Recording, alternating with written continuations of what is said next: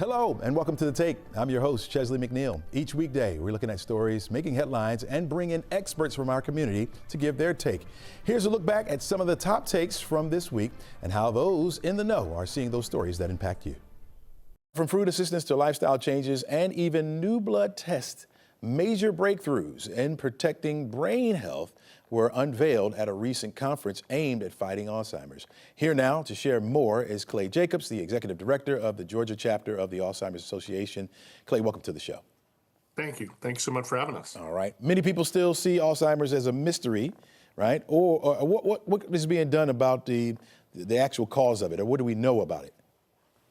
I think that's the exciting part. And you mentioned that last week, the Alzheimer's Association's International Conference hosted folks from across the world. And some of the most exciting things were around risk reduction to eliminate risk or reduce it for those asymptomatically, looking at how we improve brain health, really significant announcements around treatment, and even how do we diagnose before folks see symptoms coming along. And so much is happening. It's just how do we inform people about it and how do we make a difference in their daily lives? Is it just like memory loss? Is that first notification, or is it something else? I know typically we talk about memory loss and confusion. What's the difference between normal aging and those early signs? It's such an important question because we associate things like memory loss, and that is a part of it. But ultimately, it is a disease, Alzheimer's disease, or any dementia that impacts the brain. And so we could see personality changes, memory loss, problems with language or vision, or a whole slew of other pieces. What's really important is we know so much more now that if somebody notices something, then it's time. And if it's happening more frequently and more often and more severely, that's certainly time to talk to our family or our physicians to learn more. You talk about personality change, and that has hit home for me. Not so much of a memory loss, but a personality. I mean, almost a complete personality change. Is that also Alzheimer's? I mean, we probably only relate memory loss to Alzheimer's, but there's different forms of it, is what you're saying. It is certainly one of the things we see with Alzheimer's disease, but also with a variety of other dementias. And it's one of the hardest, right? We see the person we care about changing, but really it's their brain and their brain structure that's changing. And so how they process and how they interact and how they respond is what's changing, but there's a biological cause, even though it's the person we've known for years, and that's hard to reconcile sometimes. Yeah. Let's talk about the conference real quick here. There are more than 35 Georgia researchers present. What does that say for the state's role in fighting against the disease? It is truly impressive. This was a global conference, over 11,000 researchers from across the world, and to have Georgia so well represented, presenting, speaking, sharing their findings, whether it's our largest universities or our smallest, there are people in the Peach State making a difference around this disease. And it's important we lift that up because it's happening in our own backyard, and they're sharing those results with the world to hopefully make a difference. You had a few major breakthroughs during the conference. Talk to us about those. We did. I think we saw a couple of things that are really exciting.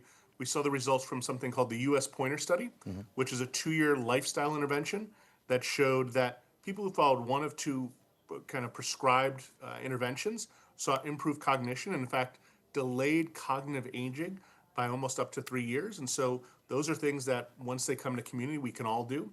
We saw things like the 2 FDA-approved treatments that are out in the community. We've now seen real-world data and seen that it's backing up what we saw in trials. And in fact, one of the really important parts is that now that people are on it, we're hearing how satisfied they are with the results of the treatment. And then we saw things like cardiovascular drugs were looked at because we know high cholesterol, diabetes, blood pressure are all risk factors. There was an observational study that looked and actually showed that those on a combination of therapies managing those issues saw improved cognition similar to someone maybe 3 years younger than they were.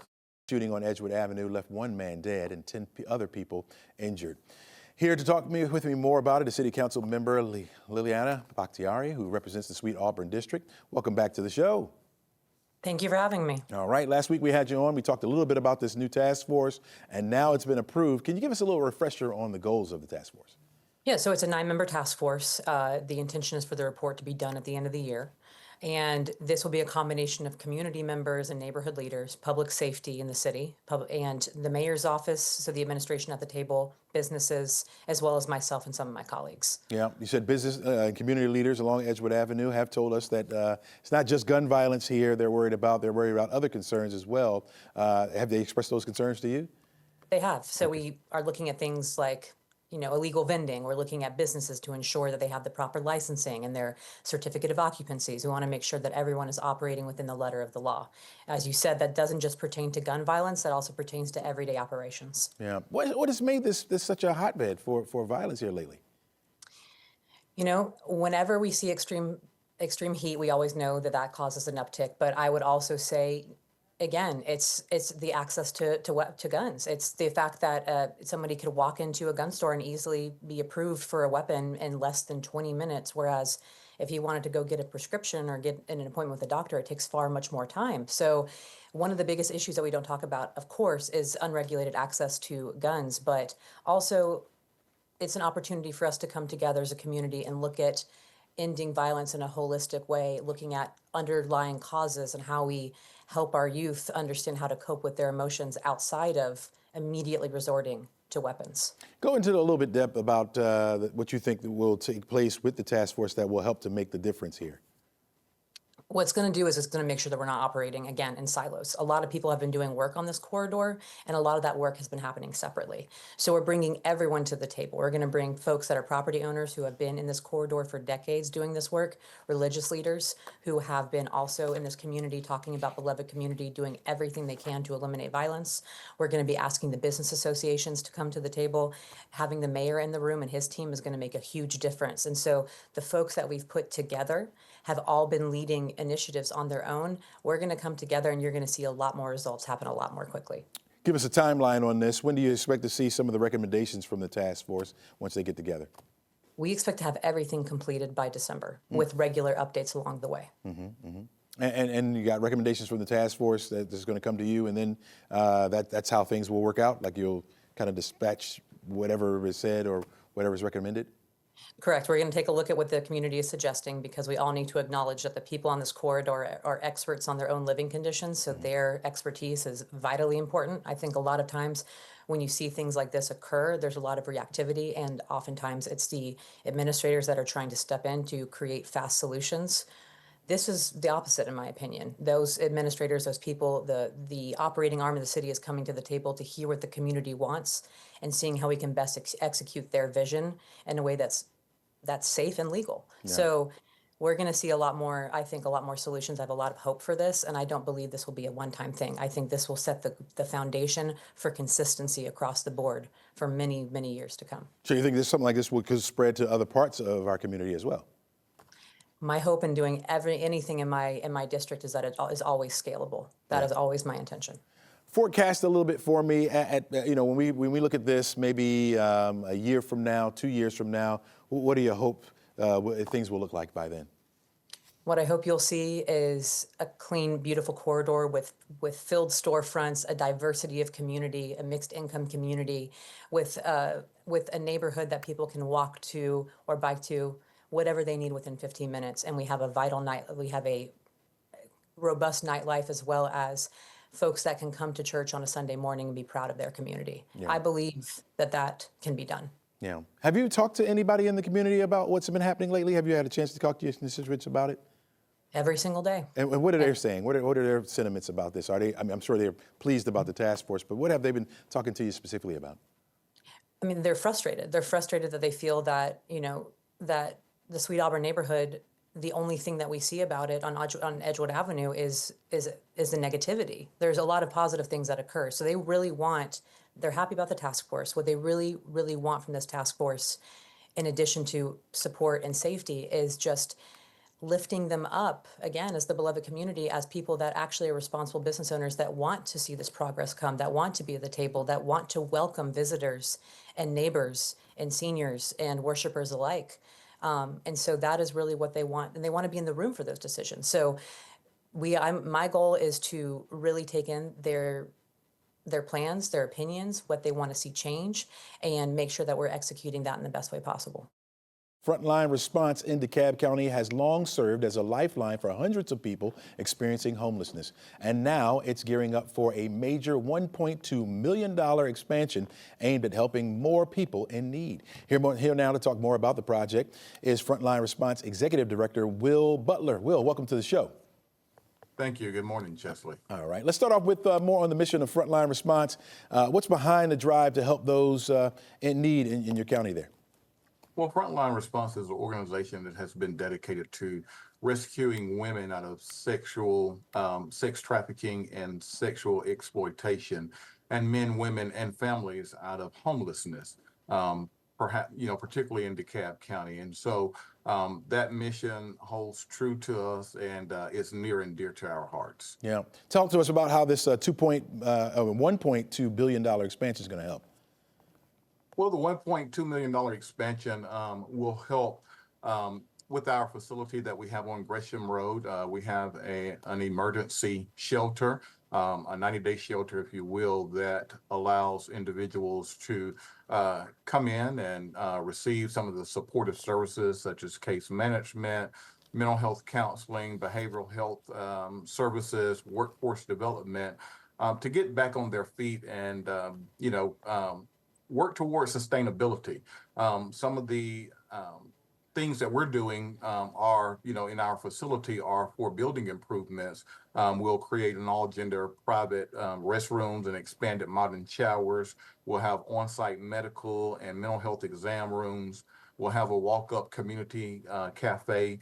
And more importantly, we can expand our sleeping capacity, increasing overnight accommodations from 260 to nearly 400 individuals and families. Yeah. Are those some of the newer features that you mentioned? If not, what are some of the newer features that's going to be? Yes, those are the newer features that I mentioned in that expansion. I got you. So you had companies help you like Lowe's and Spray Global. What did it take to get these partners on board? How did you get them on board? Wow. Well, Spry Global is our all-service contractor, general contractor on the project. And, we brought on Lowe's. They heard about our mission and our vision and what we were trying to accomplish, for this upcoming warming center season. And so it aligned with, some of the things that they were trying to do. And we are just so pleased by the remarkable contribution of goods, services, supplies, and manpower to help this project come to fruition. Yeah. You guys have a bigger vision for addressing homelessness in DeKalb and Metro Atlanta?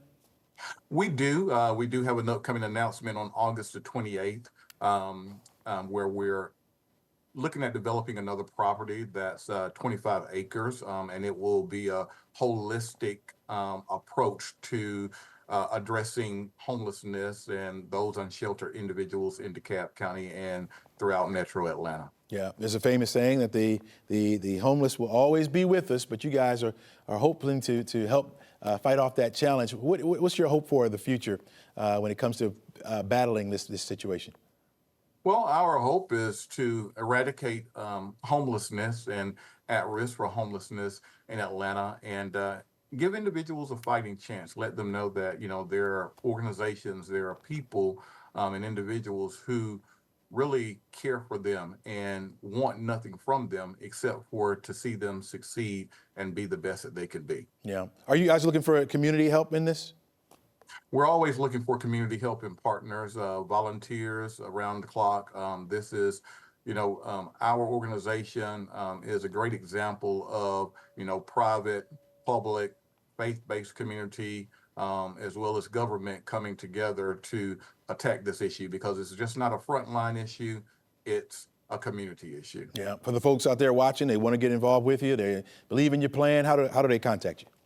Sure, they can contact us at 404-817-3502.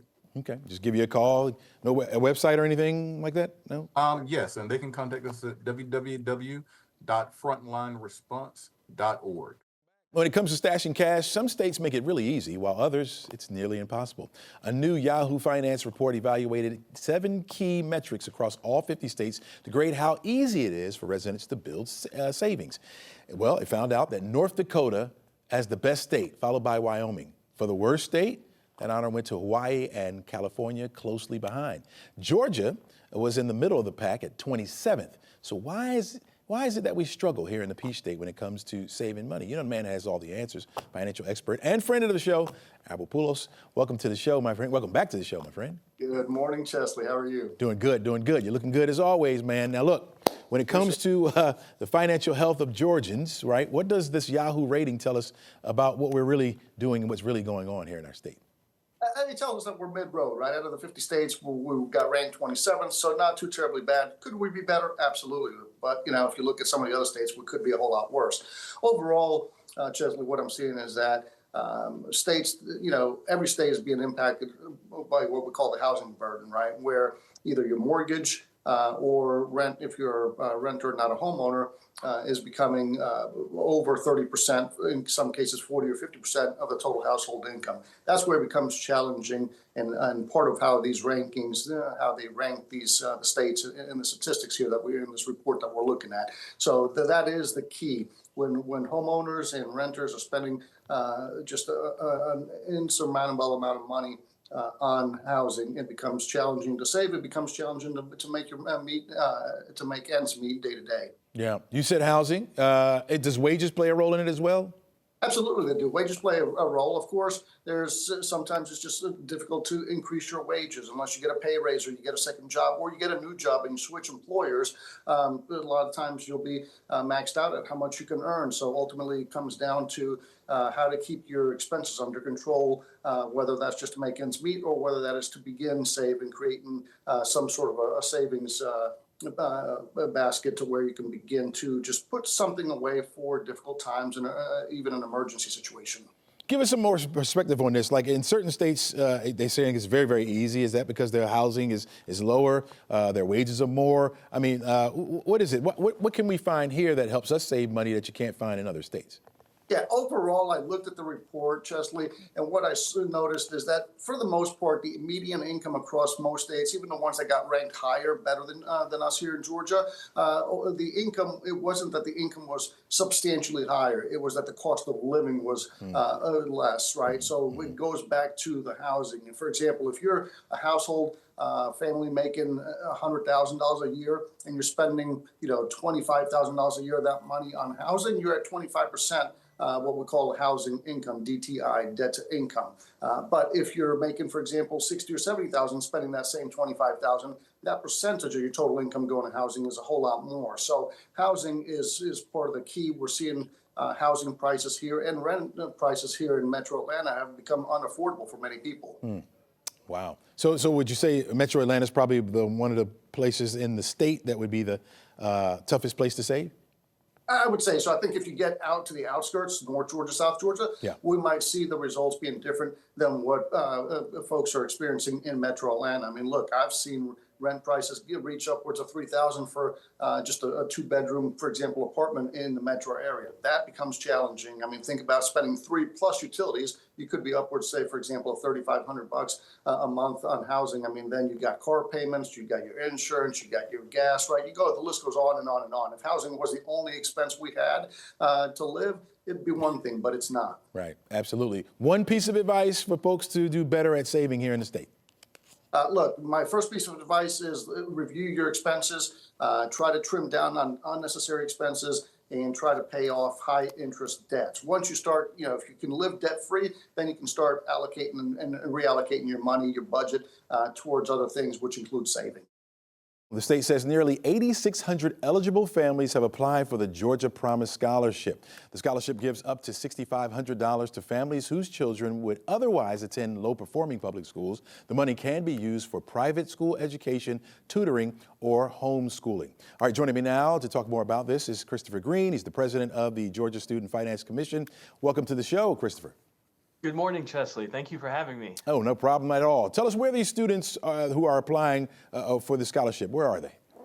So the Georgia Promise Scholarship, a brand new school choice option for our state, and students from all across Georgia are signing up to participate. Do you see more from a certain school district than others? Yes, sir. I think as we would expect, there's certainly a high concentration in some of our metro areas. But with the rollout of a brand new program, I think students across the state are learning more, and I anticipate new participants to grow every day. Talk to us about who's eligible. How describe the eligibility of a family, so those that can apply. Yes, sir. So one of the unique features of Georgia's program is that students need to have tried a public school for 2 semesters, and they have to be zoned to attend one of the bottom 25% of performing schools as determined by a list produced annually by the Office of Student Achievement. So the Promise Scholarship is for a family. Some of the examples that parents give me, maybe a student has an issue with bullying, or maybe they're neurodivergent. And so if a family is looking for another option, the Georgia Promise Scholarship could be a great option for one of these families. Yeah. Okay. So your office says the majority of students plan to use the money to attend private school. Now, according to the Education Data Initiative, the average tuition for a private school in Georgia is nearly $12,000. So the money that you would provide covers a little bit over half of that cost. How do families bridge the gap there? Sure. So for the initial year of this program, the award amount is $6,500. That's going to be dispersed to families over 4 quarterly allotments. And then it's really up to the relationship between the students and the families and the eligible private schools for how and on what time schedule that money is transmitted. One of the unique features of the Promise Scholarship is that all of this is occurring in a secure marketplace. So no dollars go directly to the citizen. It's all deposited into an education savings account in the secure portal, and then families tell us where they'd like to direct those funds, whether it's a private school, maybe home study curriculum, or even other qualifying expenses like tutoring services from a certified educator. All right, so my math is not great, so rescue me if I'm wrong here, but I do know the state lawmakers approved about $140,000 of funded scholarships. That's enough for about 21,000 families there. You got 86 eligible families that applied, so how do you make that the right choices there, or how do you decide who gets what? I think we're all very excited to see the initial appetite for this new program. Lawmakers were very clear that they wanted to fully fund this program to make sure that students and families knew that it was available. And again, we've only had 2 of 4 application windows this year. So I anticipate additional students signing up later this fall, and then participation to continue to grow. Yeah. You think more families will apply in the future, obviously, as this gets out? Yes, sir. In visiting with students and families that I've spoken to, I think as we get going here in this semester at school, if people get into the semester and they say, hey, this really isn't working for me, the Georgia Promise Scholarship could be a great option for those families. Gotcha. How does a family that's watching right now figure out if they're eligible? We would encourage anyone who's wanting to learn more to visit our website. That's mygeorgiapromise.org. On that website, even if we're not in an application period, we have a great pre-screening tool, totally free, only takes a matter of seconds. So a family can go through some questions and determine if they might be eligible, and then they can start making those decisions with their families about could Georgia Promise be a good option for us. What does success look like with this, Chris? How do you deem it being a successful program? I think just more than anything, wanting to hear feedback from families. Because of the Georgia Promise Scholarship, we got an opportunity to try something new for our family, and it's made a tremendous difference in the life of our student. And I think that's when we'll know this program was a success. I think a lot of people will likely try to apply. I mean, it sounds like a pretty good program. And you said this is the first year, right? So this will be the litmus test, right, going into the first year. Yes, sir. The first year, I hope you'll invite me back and we can report on the initial success after this first year. A new survey shows Americans are spending a lot of time thinking about money. Yeah, about 4 hours per day on average. All that worrying, changing spending habits, of course. Let's welcome back to the show Morgan Ward, consumer expert and good friend of the show. Morgan, how you doing today? Great. How are you? Thank you. Doing pretty good. When we say Americans are worried about their money, what does that actually mean? It means that people are spending a lot of time thinking about their financial concerns. I saw one article that says people are spending up to 4 hours a day thinking about what they're worried about and thinking about the uncertainty in their future. So that's like having a part-time job worrying about money at this point. Wow. Something that's not making them money, right? Not making money at all. Are there specific things that they're worried about as far as the money goes? Yeah, I mean, there's a specific reason. So we have inflation, we have lack of savings, there's increasing debt. high interest rates, there's uncertainty about jobs, and then there's just the constant change. It's really hard to decide what to do with your money when you are unsure of how to anticipate your future, how much money you'll have, if you'll have a job, and that kind of thing. So there's lots of reasons that people are worrying about this, and a lot of people feel very alone in those concerns as well. Yeah, all valid concerns and reasons to be worried. Survey says that a lot of young people are worried about money. Why do you think that is?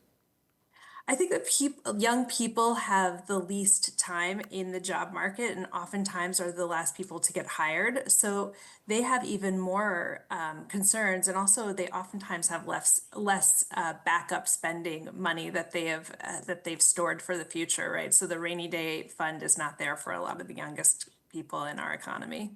Seems like a lot of them are staying home, so they wouldn't have to worry too much about their money. They're worried about my money, right? Uh, True. well, it's changing our spending habits, obviously. Why does worrying make us a little bit more frugal? Why is that the case? Yeah, we have a bunch of reasons. One is that when you're spending so much emotional energy worrying, it's harder to engage in self-control. So you've spent so much energy thinking about your concerns that it's harder to stop yourself when you want to buy. And sometimes you just want to reward yourself, just feel a little bit better. So that often encourages us to buy more.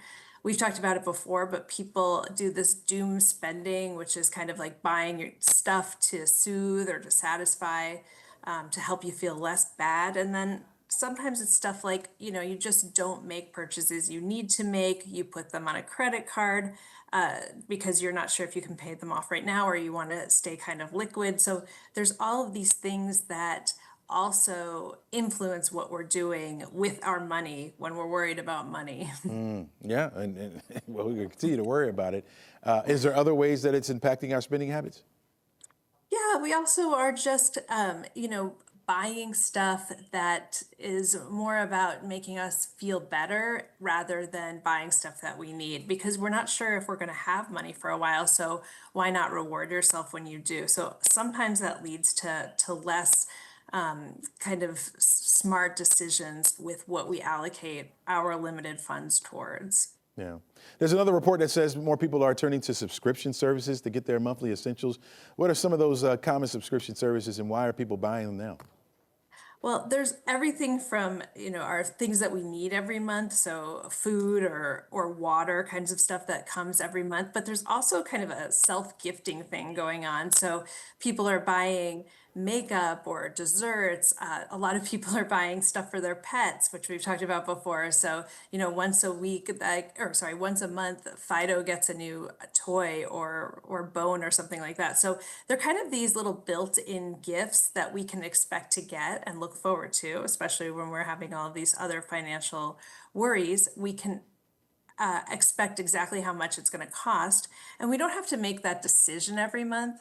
We've already made and predetermined that we're going to buy it. So now it's the money part is gone, the spending part is gone, and we just wait for the gift to come to us. So subscriptions are just on the rise, and they continue to be on the rise. Gotcha. All right, Morgan Ward, if you need somebody to worry about your money, I'll do it for you.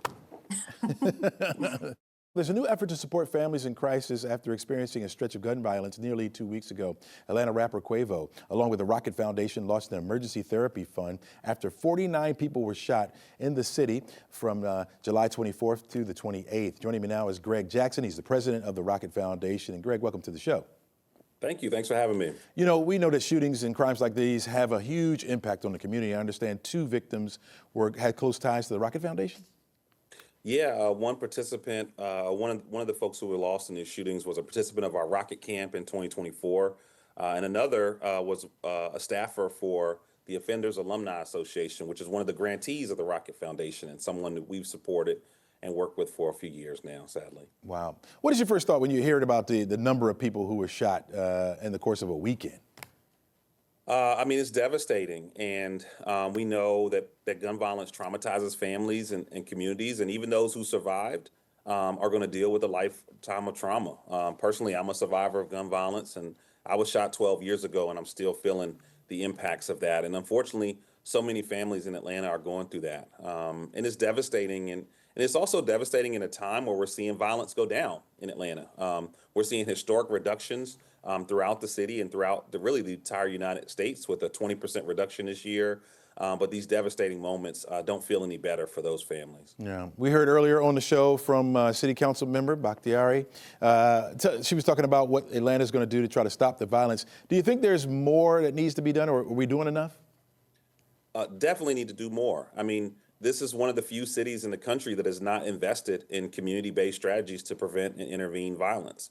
We have places like Baltimore that are seeing historic lows in violence, but that's a result of them investing in community violence intervention programs and hospital-based violence intervention programs and strengthening abilities to heal and help families and communities recover. And Atlanta has a long ways to go there. The investments there are fairly low for a city of that size. But that's why, as a Rocket Foundation, we stand in solidarity with the community-based organizations. We created this emergency trauma fund to help fill some of the gap and fund some of the therapeutic services for those who have been impacted. And our Spark grants are going directly to the community-based groups, knowing how important of a role they play to prevent violence. And so I hope that, in partnership with the city, that we can invest more in violence prevention, as so many other cities have done, because we know that our lives are critical to save. Yeah, you mentioned your foundation. Go with me in detail about how you guys are doing that. How are you helping out these families? So the Rocket Foundation was created by Quavo and Takeoff's family after the tragic death of Takeoff in 2023. Takeoff was lost really from an act of community violence, and Quavo wanted to meet that pain with purpose and help change things. And so we launched the foundation then. Since then, we've invested funding into 10 different community-based organizations. We've had 2 Rocket Summits. Our first one welcomed Vice President Kamala Harris to talk about this issue and how important this is. Our most recent one featured the All the Smoke podcast team, and we did a live filming at the summit. We also did a Mother's Day event honoring mothers who have lost their children to gun violence and showing our love and care for them in this really dark time. And in the future, we're continuing to build a coalition of influencers and artists and survivors across the country, just like Quavo and Takeoff's family, that are stepping up to take action on this issue and help change the narrative about how we can respond to these tragic moments. And so we're excited to be a part of this. Quavo has been to the White House to meet with the vice president. He was in Congress, met with over 20 members of Congress to talk about this issue. And so we're really just bringing culture to policy and really pushing forward to see some change. Yeah, Greg, I'm sure you're not just looking for the big names to get involved. Some might be watching today that may want to donate or want to help you out. How do they get involved? Yeah, you can go to rocket-foundation.org. And you can get involved with us, but you also can support our grantees. We have local groups like Hope Hustlers, Cure Violence, Offenders Alumni, Girasol Wellness, Mothers Against Gang Violence, and so many other that are community-based, that were born and founded in Atlanta. And those are our partners that we are arm in arm with every day. And so we encourage you to volunteer with them. But also, if you feel like donating to the Emergency Trauma Fund, you can go to rocket-foundation.org. Or find us on social media. That fight over redistricting continuing in Texas, where last night Governor Greg Abbott filed an emergency petition with the state Supreme Court to remove a Democratic lawmaker from office. Representative Jean Wu and others left the state to delay Republican efforts to redraw congressional district lines. Governor Abbott says the lawmakers abandoned his duty, and that's a claim that Representative Wu denies. Democrats from other states are joining in the fight. We're not rolling over. And I've been saying to these Texas Republicans, if you want a showdown, well, you're going to get a showdown. And here it is right now here in Illinois. All right, this is starting to heat up a little bit. Joining me now to talk about it more is Emory political science professor, Dr. Andre Gillespie. Welcome to the show again. Thanks for having me. All right, so this seems rare. And first of all, is it rare that these redistricting fights get intense and receive this much national attention? Well, let's just say this is not the first time that this has happened, and it's not the first time that this has happened in Texas. In the 2000s, there was a similar redistricting battle where some Democratic legislators fled the state. And at that time, you had then House Republican leader Tom DeLay send the U.S. Marshals to go collect them and bring them back to Texas so that they could continue with the redistricting process. So it seems very similar to Senator John Cornyn now asking for the FBI to go find behind these Democratic lawmakers who have gone to far-flung states like Illinois and New York, among others, to bring them back here. And this is a practice that has been contested in the Supreme Court, so there is enough case law around it to kind of justify what's going on. And so the short answer is there's nothing in the Constitution that says that you cannot do a mid-decade redistricting process. So Texas is within its legal right to be able to do so. And the Supreme Court, as it stands right now, does not prevent political gerrymandering. So you can gerrymander for partisan reasons. You can't gerrymander for racial reasons, especially in ways that will hurt racial and ethnic minorities. And so I think, Governor Abbott and Texas Republicans feel completely justified in their actions. Yeah. What really set off the controversy here? Well, I mean, it's because this is openly blatant partisanship that's happening here. Because typically in midterm elections, the president's party tends to lose seats, and you have a razor thin Republican majority in the House of Representatives. Texas is redrawing its district lines in the hopes of creating 5 more Republican seats in the House of Representatives that might actually be enough for them to be able to maintain their majority, because there are very few competitive House seats around the country. And so this just looks like a blatant power grab. And Democrats are, using whatever recourse they have. So within the state of Texas, you have the Texas Democrats who are leaving the state so that they don't have a quorum, so that they can't hold the session. And then in response to this, you have Democratic-led states with Democratic legislatures who are vowing, or at least attempting to explore the possibility of figuring out how they can redraw their district lines to take seats away from Republicans so that they can offset the gains that Texas is trying to make here. Why are the Democrats taking such a strong stance in this particular case? Well, one, because Democrats are in the minority and they don't have much leverage to try to counter the Trump administration and the MAGA wing of the Republican Party. And so this may be one thing that they would be willing to do. They've typically not usually gone this far in terms of redistricting. To be clear, there are states, Democratic-controlled states, that have done redistricting and have taken the lion's share of their seats in Congress, even more than perhaps voters in their state would have wanted to do so. But now they're saying that, look, you have to play tit for tat, and now is not the time to be talking about nonpartisan redistricting and independent redistricting that's supposed to be fair for all. Now it's time to make this a blood sport, and if the Republicans are going to play this, then they're going to counter with, their tools as best as they can. Yeah, I think you mentioned this earlier. We're talking about Georgia now, and we've had our fair share of fights over redistricting, of course.